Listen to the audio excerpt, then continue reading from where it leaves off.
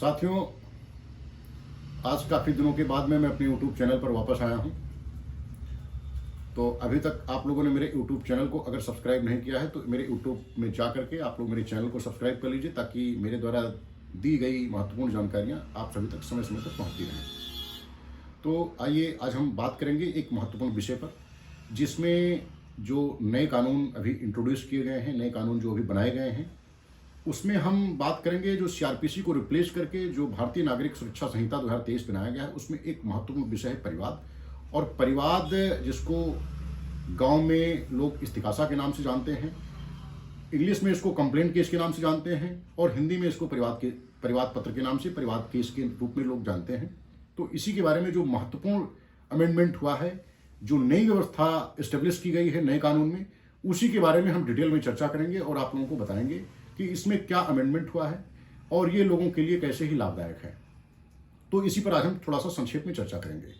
साथियों, अभी तक व्यवस्था थी सीआरपीसी की धारा 200 में कि कोई व्यक्ति अगर परिवाद पत्र लेकर के मजिस्ट्रेट के पास जाता है तो उस व्यक्ति की परीक्षा की जाती है और उसके समर्थन में जो उसके साक्षी उपलब्ध हैं, मौजूद हैं, जो आए हुए हैं, उनका शपथ पत्र परीक्षा करने के बाद में जो प्रपोज अक्यूज था, जिसके खिलाफ परिवाद पत्र प्रस्तुत किया गया है, उसको बतौर अक्यूज मजिस्ट्रेट तलब कर लेता था। लेकिन यहां पर एक बहुत बड़ा अमेंडमेंट किया गया है।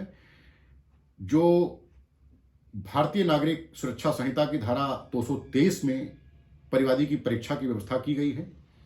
अगर कोई व्यक्ति मजिस्ट्रेट के समक्ष परिवाद पत्र प्रस्तुत करता है तो उस व्यक्ति की परीक्षा की जाएगी और उसके जो साक्षी हैं उसकी भी शपथ पर परीक्षा की जाएगी।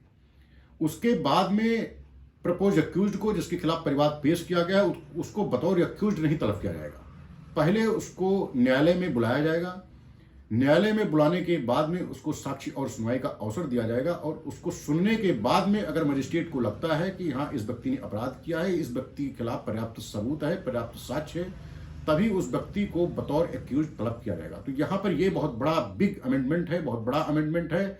यह उन लोगों को प्रोटेक्ट करेगा जिनको लोग फर्जी और बोगस मामले में परिवाद प्रस्तुत करके अपना खुद का बयान दर्ज करवा देते थे और अपने दो साक्षियों का बयान दर्ज करवा करके और उसको बतौर एक्यूज तलब करा लेते थे, बतौर मुलजिम तलब करवा लेते थे, और वो व्यक्ति दूर से दौड़ करके भाग करके आता था और न्यायालय में अपनी जमानत करवाता था और अब ट्रायल फेस करता था और अपना डिफेंस प्रस्तुत करता था। तो अब यहाँ पर उस व्यक्ति को बतौर एक्यूज नहीं तलब किया जाएगा। उसको एक राइट मिल गया है, लीगल राइट कानून में, कि उसको समन किया जाएगा और उसको सुनवाई का अवसर देने के बाद में ही अगर लगेगा तभी उसको तलब किया जाएगा। ये बहुत बड़ा अमेंडमेंट है और ये बहुत ही महत्वपूर्ण जानकारी है। तो अभी तक आप लोगों ने मेरे चैनल को सब्सक्राइब नहीं किया है तो यूट्यूब में जाकर के जल्द से मेरे चैनल को सब्सक्राइब कर लीजिए और लाइक, शेयर और फॉरवर्ड करते रहिए, ताकि समय समय पर आपको मेरे द्वारा दी गई महत्वपूर्ण जानकारियाँ प्राप्त होती रहें। आज के लिए बस इतना ही। Thank you.